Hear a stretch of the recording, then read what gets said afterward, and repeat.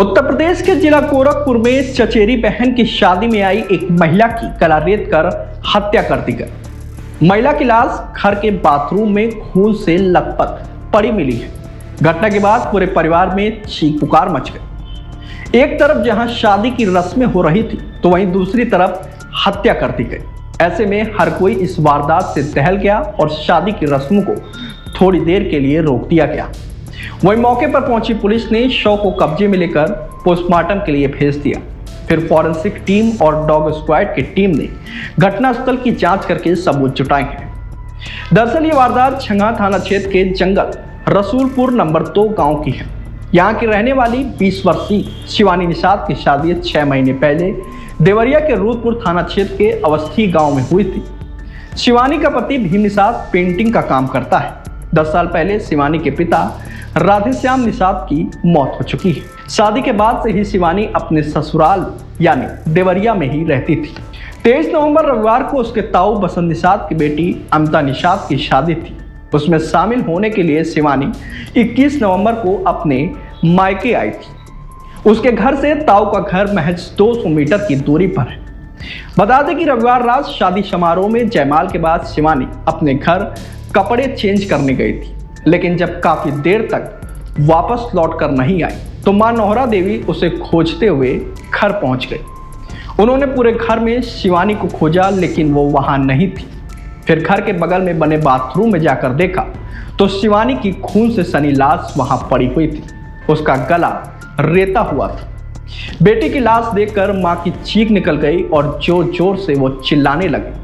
वहीं शोर सुनकर शादी के घर से लोग भागते हुए मौके पर पहुंचे और पुलिस को मामले की सूचना दी। शादी में आई ललिन तो भइल में घटना मतलब जैसे आइले वहां से चल जलिन यहां भइल बा क्यों नहीं रहल बाटे तब क्यों नहीं जानता थे रात में हुआ। आप लोग पता कैसे चला है?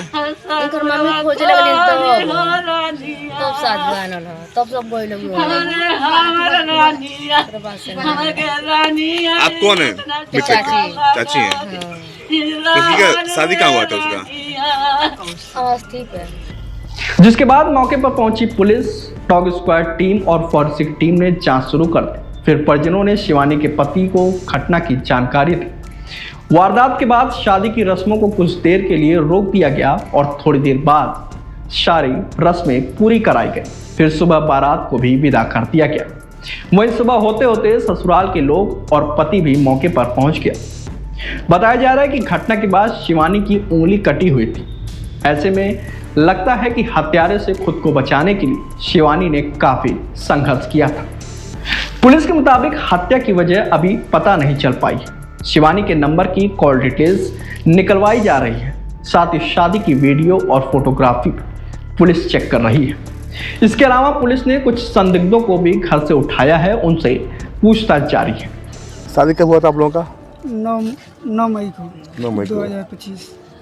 ये यहाँ पे कब आई थी? विदाई कब किए थे आप? शुक्रवार को 21 तारीख को। शादी समारोह में आई थी?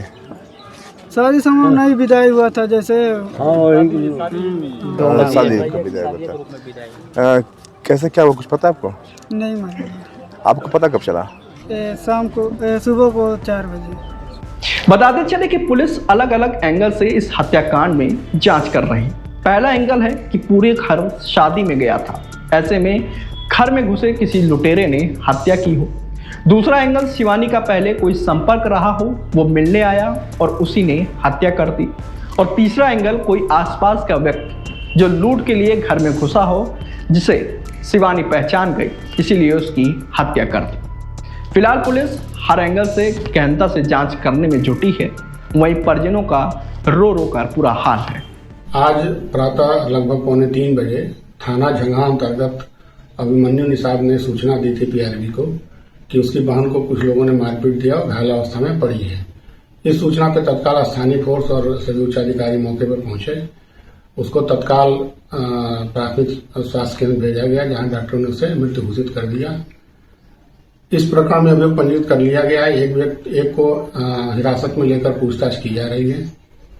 आगे की अग्रिम विधिक कार्रवाई की जा रही है।